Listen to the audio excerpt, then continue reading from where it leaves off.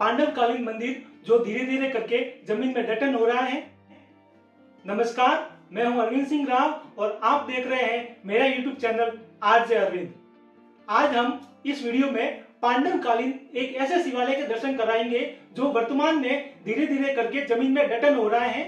जमीन में दटन होता देखकर ग्रामीणों ने तथा भक्तगणों ने एक नए मंदिर की स्थापना की। तो क्या है दोनों मंदिर में समानता, जानने का प्रयास करते हैं। तो आइए शुरू करते हैं हमारे नए वीडियो व नए सफर को।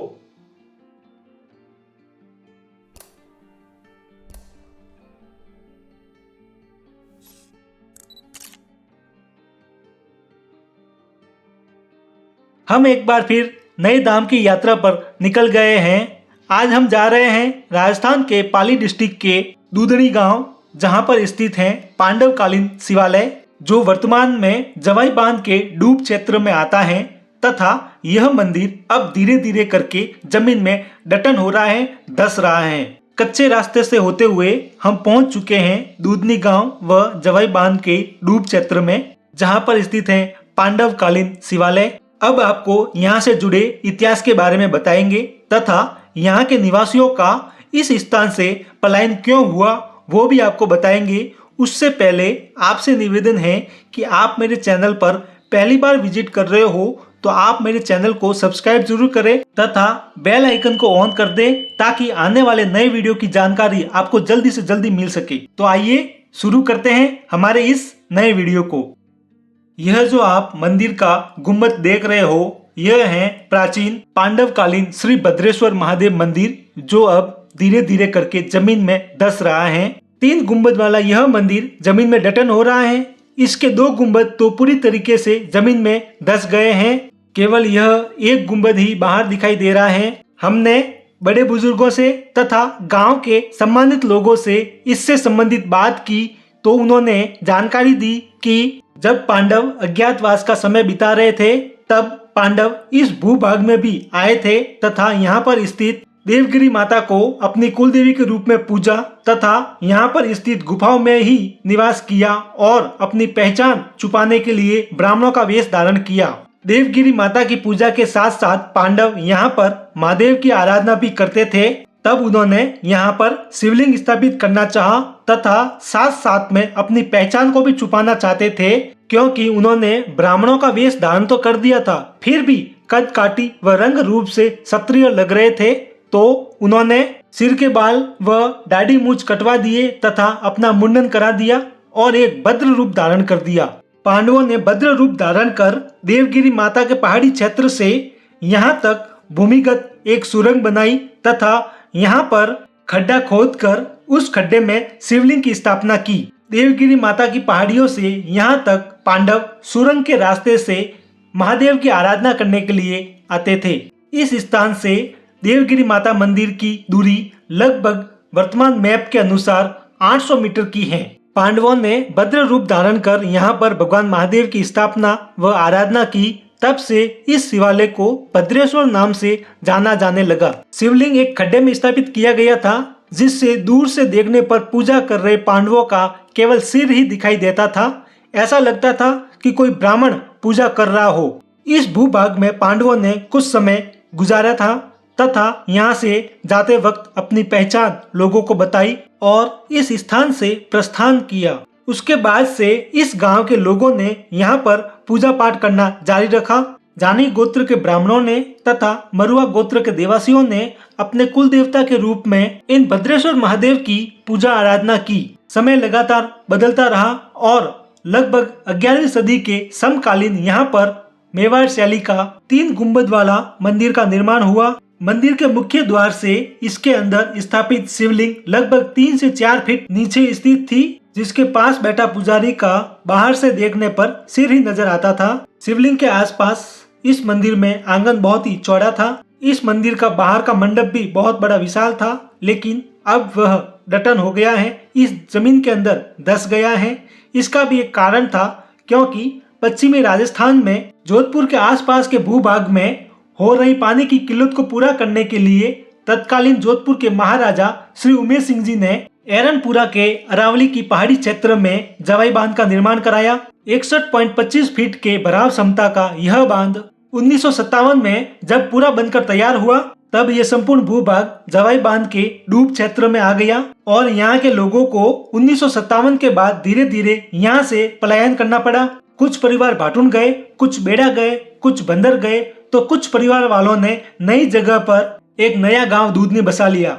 लोग यहाँ से चले गए तो यह भूभाग जंगल बन गया। इस मंदिर के पास में 3 इमली के पेड़, एक बड़ी रहटनुमा बावड़ी व धर्मशालाएं निर्मित थी। लेकिन जवाई बांध बनने के बाद ये सब जमीन में डटन हो गए, सब जमीन के अंदर धस गए हैं। अब केवल इस मंदिर का एक गुंबद बाहर दिखाई दे रहा है, जो वह भी अब धीरे धीरे जमीन में धस रहा है। जवाई बांध के हर साल भरने व खाली होने के बीच में इस मंदिर के जमीन में धसने का दौर जारी रहता है। प्रतिवर्ष 2 से 3 इंच यह मंदिर जमीन में धस रहा है। जब जवाई बांध खाली होता है तब मंदिर का एकमात्र अंतिम गुंबद जो बाहर दिखाई दे रहा है उसके दर्शन करने के लिए लोग आते हैं। तो आप भी एक बार दर्शन करने के लिए अवश्य आए, क्योंकि पता नहीं कब यह मंदिर पूरा जमीन के अंदर डटन हो जाए। यहाँ के लोगों का मानना है कि मंदिर के डूबने के आधार पर जवाई बांध की भराव क्षमता का अनुमान लगाया जा सकता है। जब जवाई बांध 52 से 55 फीट भर जाता है तब यह मंदिर का अंतिम गुंबद आधा डूब जाता है और 61 फीट के बढ़ने पर यह गुंबद भी दिखाई नहीं देता है। इस मंदिर को डूबता हुआ देखकर नए दूधनी गांव में भक्तगणों के द्वारा एक नए मंदिर की स्थापना की गई। इस मंदिर में एक बड़ा शिवलिंग, एक छोटा शिवलिंग, शिलालेख तथा पांडवों की मूर्तियां थी। एक बार जब 80 के दशक के आसपास इस मंदिर की खुदाई की गई तब यहाँ से छोटा शिवलिंग व पांडवों की मूर्तियों को यहाँ से निकाला था। बड़ा शिवलिंग व शिलालेख निकल नहीं पाया। वह शिवलिंग और शिलालेख वर्तमान में इस मंदिर के अंदर ही हैं। बाकी पांडवों की मूर्तियां व छोटा शिवलिंग को नए मंदिर में स्थापित किया गया। अगर पुरातत्व विभाग इसकी खुदाई करता है तो मंदिर के निर्माण व इसके पांडवकालीन होने का और पुख्ता सबूत मिल जाएंगे। यह है यहाँ पर भगवान गणेश का मंदिर जो लोगों के द्वारा स्थापित किया गया था। जब यहाँ पर पानी नहीं होता है तब भगवान गणेश की पूजा करने के लिए भी लोग यहाँ पर आते हैं। आपने पांडवकालीन इस शिवालय के बारे में जाना। अब हम यहाँ से नए भद्रेश्वर महादेव मंदिर जा रहे हैं। आपको बताएंगे कि इस प्राचीन मंदिर व नए बने मंदिर की क्या है समानता। तो आप बने रहे हमारे साथ और वीडियो को लाइक व शेयर जरूर करें। हम दूधनी गांव में स्थित नए भद्रेश्वर महादेव मंदिर में पहुंच गए हैं। विशाल प्रांगण में स्थापित किया गया यह पावन धाम, ये जो आप देख रहे हो यह है मंदिर का प्रवेश द्वार। जब वह भूभाग जवाई बांध के डूब क्षेत्र में आने से लोगों ने वहां से पलायन किया तथा इस नई जगह पर आकर रहने लगे तो भक्तगणों के द्वारा यहाँ पर भी एक छोटा सा मंदिर बनाकर यहाँ पर सफेद पत्थर का शिवलिंग स्थापित किया गया। फिर भामाशाहों, ग्रामीणों व भक्तगणों के सहयोग से यहाँ पर भी एक भव्य मंदिर बनाया। इस नए मंदिर में पीछे वाले भाग का निर्माण पहले किया गया था। आगे वाले 2 गुंबद व मंडप का निर्माण बाद में भामाशाहों के द्वारा किया गया और प्राचीन शिवालय के आकार में ही मेवाड़ शैली का 3 गुंबद वाला मंदिर का निर्माण करवाया। इस मंदिर में भी शिवलिंग को 2 फीट नीचे स्थापित किया गया है।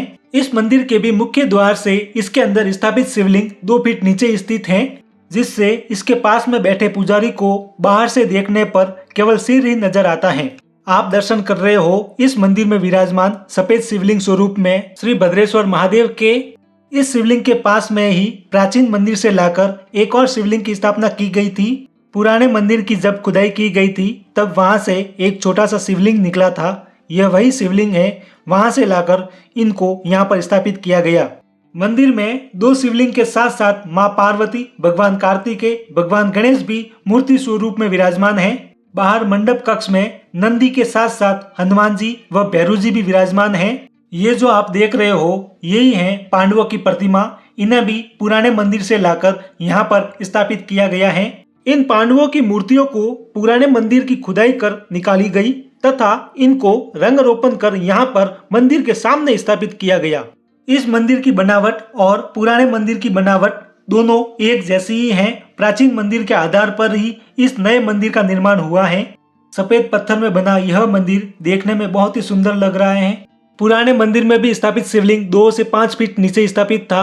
मंदिर के मुख्य द्वार से इस मंदिर में भी शिवलिंग 2 फीट नीचे स्थापित है। पुराना मंदिर भी 3 गुंबद वाला था। यह नया मंदिर भी 3 गुंबद वाला है। इस नए मंदिर में यह 3 गुंबद आपको साफ दिखाई दे रहे हैं, जबकि पुराने वाले में आगे वाले 2 गुंबद जो हैं वो पूरी तरीके से जमीन में धंस चुके हैं। श्रावण मास में यहाँ पर भी भक्तों की भीड़ लगती है। यहाँ पर भामाशाहों व भक्तगणों की लिस्ट लगी हुई है जिन्होंने मंदिर के निर्माण में अपना सहयोग दिया था। सभी भामाशाह, ग्रामीण व भक्तगणों का बहुत बहुत धन्यवाद जिन्होंने सनातन धर्म, संस्कृति और विरासत को बनाए रखने के लिए अपना सहयोग दिया। इस मंदिर के पास ही माँ शीतला का मंदिर भी है। गांव की महिलाएं शीतला सप्तमी के दिन पूजा करने के लिए आती हैं।